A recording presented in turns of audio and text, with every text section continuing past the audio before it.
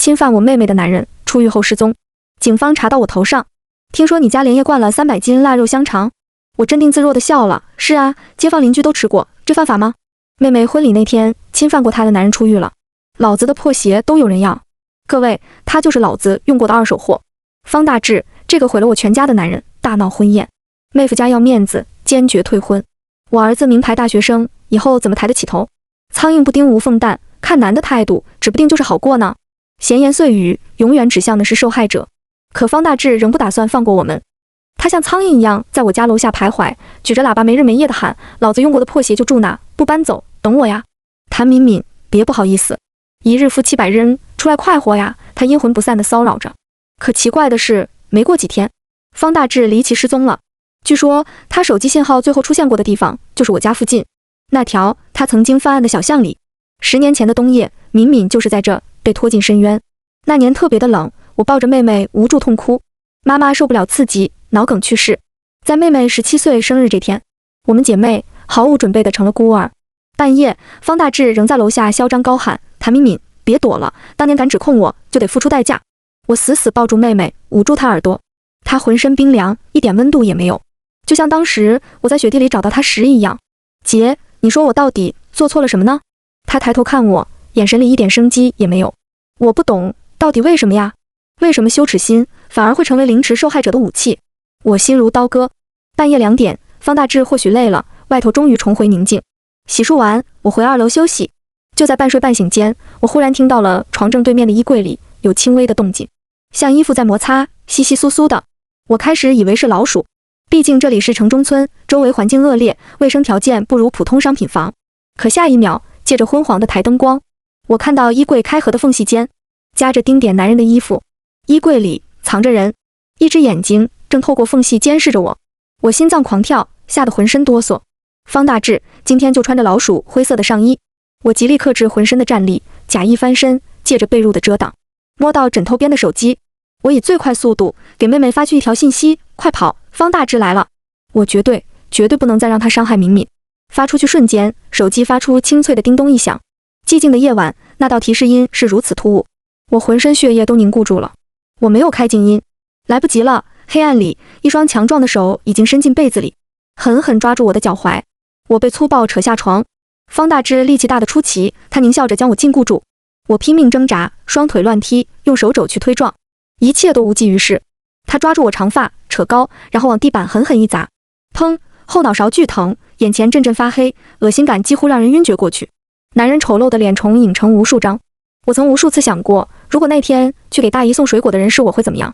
当年敏敏也经历过这些吗？这时门外传来脚步声，敏敏睡意朦胧地问：姐，你怎么了吗？她没看到短信。我徒劳地蹬腿，抖得像砧板上的鱼，试图制造出提示。方大志用手掐住我脖子，以免我发出求救声。快逃！我拼命挤出气音，可没人能听到。眼泪模糊住了视线，绝望中，我听到啪嗒一声，门把手缓缓旋转开了。方大志失踪半个月后，他的媳妇举报我。我娘家亲戚在谭家村说，我老公失踪的那天晚上，这小蹄子砍了一宿的肉，血水一盆一盆地往外倒，肯定是他杀害了我老公。他的话没人理。一个吃喝嫖赌样样精通的罪犯消失是件喜闻乐见的事。过了几天，当唐队例行上门询问时，我的腊肉香肠已经灌好。我家的自建房有3层，后院有猪圈，杀猪后的血腥气经久不散地萦绕在空气里。前院的竹架子上挂满了正在风干的腊肉香肠，饱满紧实，色泽乌红的肉垂吊在杆上，一条条，一节节，一簇簇，密不透风的肉散发着浓郁芬芳。可唐队却凭借多年刑侦经验，敏锐地捕捉到一丝异样。香肠不都年前做吗？怎么都过完年了才做？我平静地解释，过年前筹备结婚的事没空做，谁知闹了那些事，婚事黄了，现在反倒时间多，不做这些做啥？唐队眼里露出歉意，道歉，提到你伤心事了，早看清未尝不是一件好事。我对唐队素来尊敬，当年报案后，他正好在谭家村附近执勤，接到通知，第一个赶到的案发现场。他抱着妹妹奔上救护车时的情景，我一生不忘。王爱莲说，她老公失踪第2天，你买了大量的盐、白酒，盐要腌肉，白酒去腥。我笑了，绞肉机做的肉不好吃，没嚼劲，得用刀切刀剁，难免动静大了点。王爱莲用什么理由指责我？扰民吗？唐队，你看我这附近有民可扰吗？我环顾一周，周围的城中村许多倒在了推土机下，整个村住的人寥寥无几。方大志骚扰我们的原因不只是报复，还有拆迁。我家位于即将开发建设的新区，地产开发商迫切拆迁，但他们的条件太过分，有几家硬气的抵死不肯。渐渐的，我们成了钉子户。地产商老板找了方大志，让他教训我们，坏我们名声，逼人走。他老婆王爱莲，亲哥是地产商老板的左右手。当年我家出了事，我妈葬礼上，王爱莲领人砸了灵堂，骂我勾引她男人，害她男人坐牢。我护着骨灰盒，虾米一样紧紧蜷缩，任怎么踢打也不松口。如今不肯拆迁的有20-30户，都遭到过方大志的恶意报复。人做的坏事多，遇到的鬼自然就会多。唐队，方大志吃喝嫖赌样样精通，消失几天是常态。王爱莲拿这做借口诬陷我，请你们一定要认真调查，还我清白。唐警官答应了，他去了猪圈，检查了厨房。即将离开，邻居谭阿婆拿着结煮好的腊肠，怒气冲冲进来。我心里咯噔了下，小谭，你家腊肠里塞的到底是什么玩意？差点磕坏我孙子的牙。额头瞬间冒出细密的冷汗，我下意识看向唐队。阿婆手里香肠里藏着的，赫然是半截牙齿。思绪回到半个月前的那个夜晚，濒死之际，不知道为何转门的动作停止了。妹妹平静说：“姐，我困了，先睡了。”她转头离开，声音没有一丝波澜。我庆幸之余，又不由自主产生了一丝疑问：她真的什么都没听到吗？随着脚步声离去，方大志露出得意的笑。就在他准备扯我上衣时，门毫无预警地开了。悄悄返回的妹妹用花瓶狠狠砸向方大志，趁着他翻倒在地，妹妹趁机用枕巾勒住方大志脖子。多年的积压在此刻尽数爆发，用力过度让他原本姣好文静的脸变形移位。方大志个子不高，但很壮，生死关头，我死死压住他手脚，直到他眼皮上翻，彻底昏厥过去。敏敏，怎么办？对，先报警。我六神无主，第一时间要打电话。可妹妹打掉我手机，她气喘吁吁，头发凌乱，但眼里却迸发出从未有过的生命力，那么旺盛，熊熊燃烧，仿佛可以烧毁一切。姐，机会只有一次。我脑子嗡嗡地想，问什么机会？窗外的月亮出来了，妹妹的脸也像月色，宁静美丽。我想，没人可以拒绝。姐，你杀过猪吗？当然杀过。我们爸爸生前可是屠夫，所以我家的猪圈格外的大，地窖里还有完整的工具。爸之前教过我们，姐你忘了吗？妹妹眨也不眨地凝视我。那一刻，我站在人生的岔路点，是当永远被骚扰、可怜可悲、无可救药的受害者，还是当猎手？短暂的思考后，我听到自己另一个声音说：“记得杀猪得起锅烧水，水温最好达到80度。”我们齐力将方大志拖到地下室，水烧了起来，热腾腾的水汽像足了10年前的血雾，密密麻麻蒙住了那张丑陋的嘴脸。这样，他越发显得不是人，而是一头温顺的畜生。不，畜生都是无辜的，他不是。爸爸杀猪的工具一字排开，妹妹镇定地选了把剁骨刀。大冬天，我背后全是闷汗，我擦了擦手心汗，也选了把最锋利的。用绳子绑住四肢，再倒挂起来，别忘了塞住嘴。在滚轮的帮助下，我们轻松将方大志倒置半吊起来。比起来，杀猪更难一些，皮下脂肪也更厚，需要的力气也更多。下手的瞬间，我们手握手，切蛋糕一样。那一刻，世界安静了。方大志早就醒了，他双目充血，但嘴里塞着毛巾，没法出声，只能不断摇晃，做无助的挣扎。妹妹看笑了，当年我也这样挣扎过，求饶过。可你放过我了吗？鲜血落下，掉进早就备好的盆子里，这样干干净净，不会到处洒。妹妹露出久违的微笑，我也感到前所未有的满足。之后，我们夜以继日忙活了3天，做成足足300斤香肠。这是什么牙齿？唐警官眉目严肃，他用视线警告我别动，然后戴起手套检查起那颗牙齿。巨大的慌乱扼住我咽喉，让我几乎喘不过气。急眼后，他无语了。他说：“谭阿婆，这是猪牙碎片。”我几近虚脱，连忙道歉，人手不够，做得不够仔细，抱歉啊。我也是自乱阵脚。第一批做的香肠早吃完了。我家做腊肠的手艺远近闻名，妈妈祖籍四川，做的一手好菜，她调出了佐料一绝。只是她有哮喘，身子弱，做不了粗重活。我跟妹妹从小耳濡目染，继承了她的好手艺。肉是得靠手剁，活人手起刀落剁出来的肉，有机器做不出的口感嚼劲。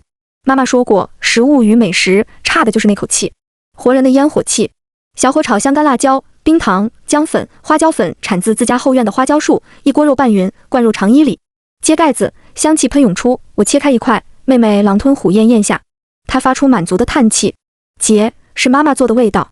最讽刺的是，方大志老婆中间来闹过次，看到腊肠还贪婪地抢走了一批，余下的送邻居，自己吃。风卷残云，一干二净。送走唐队，妹妹变得精神了不少。她愿意出院子里晒太阳，恢复沟通，面对旁人的指指点点，他充耳不闻，变得毫不在意。他大口吃饭，冲我笑。姐，原来心情不好，只要多吃肉就会好很多。看他振奋，我才放心。他好，我才能好。可很快，诡异的事发生了。一开始，我嘴上起了很多毒疮，又肿又疼，夜深人静时胃隐隐绞痛。方大志仿佛还在，并没有消失。他在侵蚀我的身体。妹妹足不出户，每日在屋里复习成人高考。姐，我不能再颓废下去，我要重新高考。许成祥不是嫌弃我不是名牌大学生吗？我要证明我也可以。许成祥，他的前未婚夫，差点成我妹夫的男人。他本人说不计较妹妹的过去，但耐不住妈妈抗议，最后分手。我一分神，碰倒了卷子，扫到卷面，我呼吸陡然急促。他根本没做题。那他每天奋笔疾书在写什么？纸上写满了不同人的名字，下笔力气极大，力透纸背，充满恨意。为首的是方大志，然后许成祥，但最后的名字让我遍体生寒。本子里出现了我的名字，谭瑞瑞。妹妹原来恨着我。也是，那晚本来是我要给姨妈送饺子，可忙着跟男友聊电话，才换她去。妹妹虽然不愿，还是出门了。我无数次幻想，如果去的是我，是不是会不一样？也许妈妈会活着，妹妹也好好的。可惜世上没有如果。这些年，我全心全意照顾妹妹，放弃事业也在所不惜。我读的是医学外科，要有前途，必须读硕读博。可有妹妹，我本科毕业去了私人小诊所，能赚点钱，又能就近照顾妹妹。我忽然想起一件重要的事，那晚下手时，我们是一起干的，但妹妹的手压在我手背上，从始至终，在刀上留下指纹的只有我，浑身被刺骨的寒意覆盖。我来到地窖，打开工具箱。那晚，妹妹自告奋勇清理现场，如果是她提前收起了这把刀，那我就是唯一的凶手。晚饭，我们姐妹面对面吃饭，很安静，谁都没出声。直到饭见底，妹妹说王爱莲一直在到处打听，找监控录像。我知道那个女人固执泼辣，这样下去被发现是迟早的问题。妹妹放下筷子，黑洞洞的眼睛盯着我。姐，我想要吃腊肠了，新鲜的。麻痹感窜上脑门，我一时分不清她指的肉到底是什么。这样下去不是办法。我鼓足勇气对她说：“敏敏，用那把刀举报我吧。”其实我早有准备，在做出那个决定的瞬间，我就想到了一切后果。世上毕竟没有完美无瑕的犯罪，肉好处理，骨头难。我们姐妹面对面坐了很久，仿佛达成某种约定。我拿出一张银行卡，一切都是我的错，你好好备考，钱的话不用担心，姐姐早给你准备好了。密码是你的生日。妹妹张了张嘴，眼里晦暗莫测，但很快垂下头。这时我接到唐队电话，我被传唤了。王爱莲找到一段监控录像，方大志失踪当晚，你去后山扔垃圾。胃更痛了，异物要破膛而出。你家离后山开车要20分钟。小谭，你到底去那里扔什么？我颤颤巍巍开口，我知道方大志在哪。唐队赶回警局时，额头布满热汗，他的神情是那么的错愕。我木讷地抬起头，方大志就在我身体里。我对一切犯罪事实供认不讳。我妹妹不知道这些，街坊邻居都知道，她有抑郁症，尤其婚礼没了，她更是常年不出房。我将练了无数遍的台词讲出来。你妹！负责做笔录的警察古怪地重复了这个词。我生怕他们发现端倪，攥紧了手，点头。我妹谭敏敏，她真的什么都不知道。考试快到了，请你们别打扰她。她原来成绩名列前茅，都是那场事故，她辍学了，现在好不容易打起精神，什么事都不能耽误她考试。审讯室里的空气仿佛凝结住，尤其唐队的脸上有一种我没法形容，也从没见过的诡异，混合了震愕、怜悯、痛心、无奈。他直勾勾看着我，10万个不忍心，但艰难开口：谭敏敏，你压根没有姐姐。你的姐姐谭瑞瑞早在10年前那场强奸案里死了。强烈的晕眩呕吐感涌上脑袋。他在说什么天方夜谭？我才是谭瑞瑞，我是长姐，妹妹唯一的依靠。可怜的妹妹是强奸案的受害者，这些年幸好有我在，她可以安心躲在房间里，寸步不出也无所谓，有我去替她经历风雨。我是姐姐谭瑞瑞，我大声坚持。唐队拿来一面镜子，逼我直视。我当场愣住。镜子里的女孩皮肤极苍白，乌黑齐肩的长发，肩膀不停发抖。我猛地弹了起来，尖叫砸烂了镜子。不是你，你不是我！砸碎的镜片反射出我惊恐的脸。谭敏敏，你有人格分裂。唐队懊悔，我上次去走访你，回来我听录音，发现你的自称有些奇怪。他播放录音，王爱莲领人砸了灵堂，骂我勾引她男人。这里用的是我。我们这次做的腊肉很好吃，唐队你也带点啊。这里是我们。唐队眼神深沉又无奈。我还在想，你的我们指的是谁？据我所知，这个家就你一人居住。我头痛欲裂地跪在地上，发出野兽一样的低吼，浑身血液结冰冻结，又在巨大冲击下解冻，记忆苏醒，血液奔腾。我想起了一切，监控录像里清晰地记录着这一切变化。无助惶恐的女孩在一个眨眼的时间彻底改变。她抬起头，姿态放松，重新入座，眼神、语气，甚至身体语言都跟方才截然不同。你们可以叫我小谭，因为我是谭敏敏。我带着睡醒后的倦意，同时也是谭瑞瑞。是的，我是妹妹。那个雪夜我提着保温壶去给姨妈送饺子，可姐姐那样的劳碌命，怎么舍得我一个人去？她不放心，急匆匆挂了男友电话，也追了出来。谭瑞瑞就是这样善良有责任心的人。我被方大志侮辱后砸晕在地，模糊的视野里，我看到姐姐出现了。她在跟方大志的激烈搏斗中哮喘发作。是的，她继承了妈妈的好厨艺与孱弱的身体。方大志逃走了，姐姐的哮喘要落到一边。她无助地蜷缩成一团，雪花好厚，缚住她的呼吸。她的药离我7、8米的地方，我在昏迷前的最后一眼，就是她伸长手去够药的样子。很久后，有路人报了警。唐队抱着上救护车的人，也不是我，是早就死透的姐姐。那晚上，我彻底失去一切。可方大志只判了10年，我不懂，他明明毁了我全家，家没了，我成了彻头彻尾的孤儿。痛苦中，我分裂出2个人格。遇到痛苦时，都是由姐姐处理，她替我去处理退回彩礼，去应对男友家人谩骂嘲笑。姐姐无所不能，纵容我，爱护我，绝不背叛。其他警官嘟哝，她这副孱弱的样子，怎么对付方大志？还做成香肠。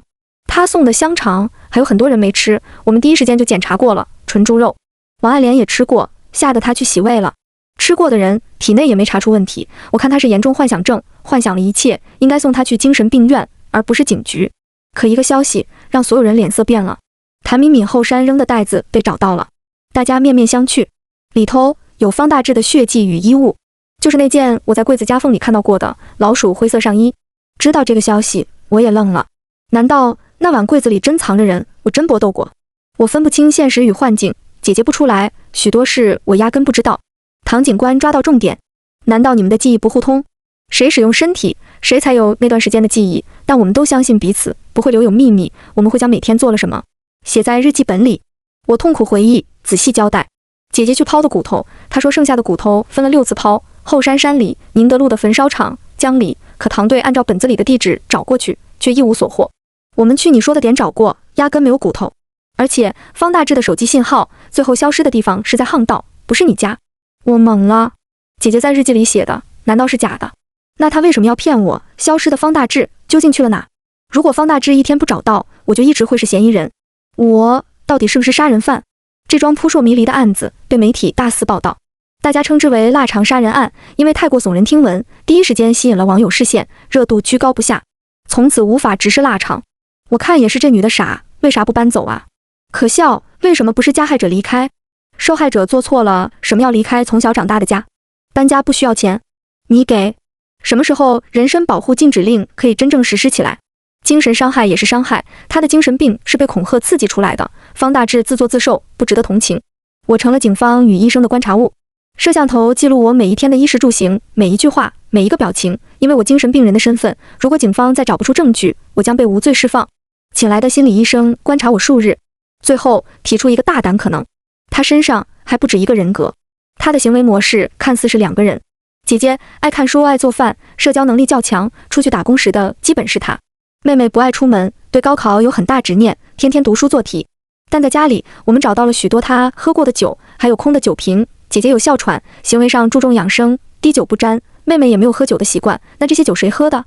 唐队想起来什么？他来自首那天，体内也酒精含量超标。我从不喝酒，滴酒不沾。我对他们的推测嗤之以鼻，我只感知到姐姐，难道我还不了解自己？医生温和地解释，那个沉默的人格，或许连你姐姐也没察觉，对方只在最关键的时刻出现，保护你们。你能分裂出了姐姐，为什么不能分裂出别人？医生十指交叉，面容温和。你们的父亲可是屠夫，嗜酒凶悍、沉默寡言的屠夫。这话让我全身毛孔都竖了起来。这就解释了，你只记得放血之后具体分尸的细节都是你们爸爸在做，他是经验丰富的屠夫，是他在分尸抛尸。我们在你家2楼窗台上找到属于方大志的脚印，合理怀疑那晚他确实潜入你家想欺负你，搏斗中被你们反杀，之后你爸爸人格出现，将方大志分尸处理。日记本上的地址不是你姐写的，是你爸爸写来误导大家。我想起那奇怪的反胃感，身体很重，胃仿佛在烧，那根本不是什么心理作用，原来是酒精带来的。爸爸手艺好，在他的刀下切肉都能成为艺术。他唯一缺点就是嗜酒。我曾无数次想，如果爸爸还在，方大志一定不敢那么嚣张。这个猜测让媒体更兴奋。死去的父亲在替女复仇，父爱无价，感动了。如果确定是爸爸人格做的，那谭敏敏是不是可以减刑？尸体都没找到，入罪都难，减什么？可你们怎么确定谭敏敏说的就是真话？楼上他要是说假话，一开始就不会来自首啊。媒体推波助澜下，我的案子谭家村拆迁案、地产公司雇佣流氓骚扰威胁谭家村的事，全都无所遁形。大概是舆论太猛烈。这天，精神病院来了个意想不到的人，我的前男友许成祥。许成祥憔悴了许多，我们四目相对，他突然落泪。敏敏，你会没事的，我卖了房子，帮你打官司。他说了很多后悔的话，我不该听妈妈的话，让你一个人承担一切，或许对你再关心些，你就不会变成这样。看着他声泪俱下，我突然说，你怎么确定我就是敏敏，不是姐姐呢？许成祥呆愣的样子让我笑了，我不由回忆起读书时，重回校园的我成了异类。同学们表面正常，却总在偷看我，好像看一个稀奇的怪物。有次体育上，老师教大家自我保护的办法，不知道谁怪喊了声，让谭敏敏来说下感受啊，没人比他更清楚。起哄声海啸一般覆灭了我，所有人都在用一种隐秘又好奇的眼光打量我，他们好奇我身上发生的所有事，好奇那些残忍的犯罪细节，他们好奇着受害者的一切。这让我意识到，肉体的耻辱是短暂的，精神上的凌迟压根没有尽头。就是在这样困难的境地中，他出现了。许成祥过去对我表白过，但我专注学业没搭理他，他却多次在别人笑话我时为我出头。后来我在小诊所里打杂赚钱，他雷打不动来接我。订婚前，我问他，你跟你妈说过我的事吗？他父母就职于政府，非常注重颜面。许成祥迟疑了会，含糊过去，再说吧，谁没事说这些，又不是什么好事。对，不是好事。所以我也理解他家的选择。我不怪你，你爸妈的考量是对的，我理解他们。许成祥这次下定决心了，顶着母亲的压力继续来探视我，还给我展示了他卖房的证明。如此几次，我露出满意的笑。小许，你还是个好孩子。沙哑的语调，长辈的口吻。原本削苹果的许成祥吓得划破手指，嘴唇颤了颤。你到底是谁？我是谁？我捡起刀，重新拿起苹果，从头到尾一次削好。我是瑞瑞与敏敏的父亲。我摸过刀刃，以审视的眼神打量他。许成祥也是头一次见识人格分裂，手足无措。我摆摆手，让他坐。这是场男人与男人之间的对话。之前我不出来是想考察你，毕竟你在婚礼上一声不吭，我很失望。你这样，我可不能放心把女儿交给你。许成祥呆若木鸡。那方大志，他到底死了没？我说应该还没。如果他还活着，他迟疑了。你为什么不早告诉警察？方大志为地产公司干了许多脏事，差点被灭口，而这里头也有内奸，我不能告诉他们，会走漏风声。我露出一抹意味深长的笑。去找出他，为我女儿洗清冤屈吧。就在全城寻找方大志尸体时，一张方大志偷摸外出的照片被发送到唐队手机里。看日期，大家懵了，昨天的这个大家都以为死掉的人，居然还活着。就在唐队赶到方大志藏身的郊外小屋时，他被谋杀了。方大志死于中毒，这个小屋又在深山里，恐怕腐烂成骨也没人会发现。侦破很顺利，凶手让人大吃一惊。许成祥，他就职于化学实验室科研院，方大志的毒就出自他的实验室。他非常小心，如果不是警方来得及时，他真的可以做到不留证据。对杀人动机，许成祥咬死不肯说。唐队揪着一点不放。如果谭敏敏告诉过你地址，你为什么不告诉警方？最后他才含糊说是为了我。我想亲手给敏敏复仇，才杀了这个人渣。媒体的报道里，许成祥成了重情重义、一时冲动的好男人。律师认为他这种蓄意谋杀，起码判17年。网友怜悯他，虽然他在妈妈压力下分手，可还愿意卖房帮谭敏敏打官司，也很不错了。就是方大志死不足惜，那也不是他杀人的理由。无论有什么理由，犯罪的实施不容辩驳。我洗清嫌疑，在记者陪伴下去看守所见了许成祥。他穿着皱巴巴的囚服，我毫不在意，反而用力拥抱他。镜头围绕我们360度旋转，全国人民见证了我们的爱情故事。我深情款款，你就放心吧，我会照顾好阿姨的。镜头忠诚地记录着我的誓言。许成祥死死盯着我，笑比哭还难看，脸扭曲得不似人样。离开时，我用力拥抱他。告诉你一个秘密吧，我用只有他能听到的声音说。你知道我们婚礼那天，为什么方大志能那么快找到婚宴吗？我嘴角挑起一抹笑。因为地址就是我给的。方大志消失那晚，我甚至主动见了他。他威胁我要100万，给我钱我就撤，不骚扰你。我知道你们这里要拆迁，100万也不算啥。对这个伤害过我的畜生，我心如止水。我说100万是没有，但别急，我们可以做个交易。方大志笑得一脸贼样，不会吧，跟我？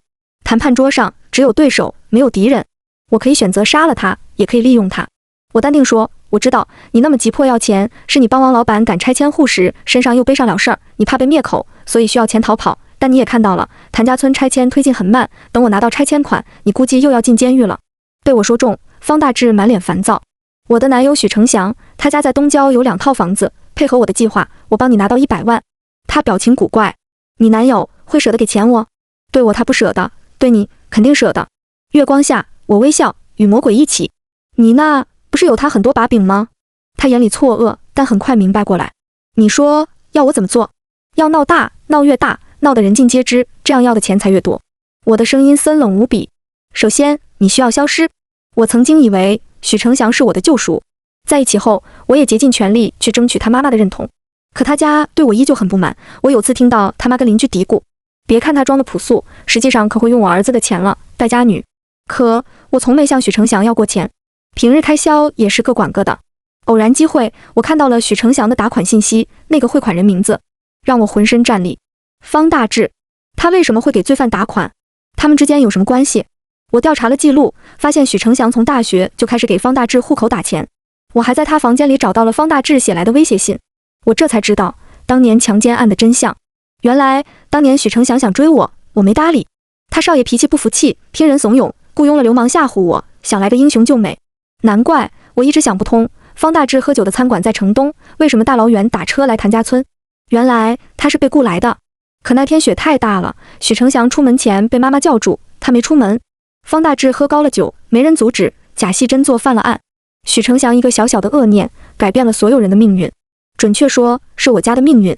我将方大志要做的一切交给他，按照我的计划走，你会拿走你想要的钱，非到必要也不要离开小屋，连你老婆也不能说。方大志消失，最快乐的当属许成祥，他终于摆脱了被威胁的生活。但他很快笑不出了。在大家都认为方大志死于我手的某天，他收到了威胁信。这次里头有他当年雇佣方大志的录音。他卖房也根本不是为了我打官司，不然我进精神病院那么久，为什么他非要那天来？只因他收到威胁信。方大志威胁他200万，一分不差，否则就将当年的真相曝光。To be or not to be 是个永恒的问题。他可以把线索告诉警察，但这样方大志是活口，他过去做的事也将无所遁形。要是方大志死了，就不成问题。反正大众都以为方大志早死在疯子手里。我想起高3时老师说的话，请重视每一次的选择，里头随便一题就可能决定你未来的命运。现在许成祥同学，这题你要怎么回答？不出我所料，他独自去见了方大志。他学生物的，可以利用环境等因素增快尸体腐烂的速度，时间一长，这笔糊涂账又可以算在我的头上。他没想到，他一动手，警方就收到信息赶到，哪怕被抓，他也不会说出真相。说了，他会罪上加罪。不说，他起码是舆论眼里的好男人，说不定还有减刑的可能。他就是这样精致又利己的人啊！谭家村终于以合理的价格拆迁了，大家有了钱，谭阿婆的孙子顺利去国外做了手术。哦，他孙子被方大志扔进院里的鞭炮炸没的腿，我不在家的日子，也多亏他守着监视器。一旦许成祥出现，他就会立刻报警。我捐了一半拆迁的钱给基金，帮助跟我有同样遭遇的女孩。确定病情稳定后，我离开了精神病院。开学那天，堂队来送我，他看我一身大学生装扮，脸上浮现出着复杂的情绪。谭敏敏，沉默良久，他还是决定开口，你其实压根没有什么人格分裂。我歪头问，为什么这样说呢？你说过人格与人格之间互不相通，你说你们的记忆不共享，但我在医生每天的记录里找到一点奇怪的地方。他翻开那本厚厚的记录，7月22日下午，那时你的人格是姐姐谭瑞瑞。结束审问时，我接到个电话，局里有急事，我告诉你，我明天会晚到2小时。7月23日是妹妹谭敏敏，到了约定时间，她没动静，还跟医护人员说要晚2小时。她的目光变得清晰，我确定这个消息只有姐姐知道。如果你们需要记录才能互相告知，那天姐姐也并没有留下提醒的字条，这证明记忆不互通这个条件是假的。啊，原来是这个时候，我露出一丝懊恼，做事还是不够细心。果然，假的东西总会有裂缝。他甚至找到了几年前我报班的资料。你这几年一直在学习如何改变声音，扮演不同的人需要日复一日的练习。好在姐姐与爸爸都是我最熟悉的人。自己大门口停满了送学生的车，父母们脸上洋溢着幸福的笑，学生脸上也是。好多大一新生，他们将步入校园，从这里起航，再驶向人生下一个阶段。我向往地看着这一切。唐对，可你的猜测不能作为证据。男人闭起眼，说是的。杀人的是许成祥，从头到尾都是他，我很遗憾，但这就是事实，不是吗？我主动握住他的手，他的手又冷又热，布满汗。我知道他正站在人生交叉点上，做着选择。我晃了晃，作为告别，祝我开学快乐吧。说完，头也不回，我大步走入校园。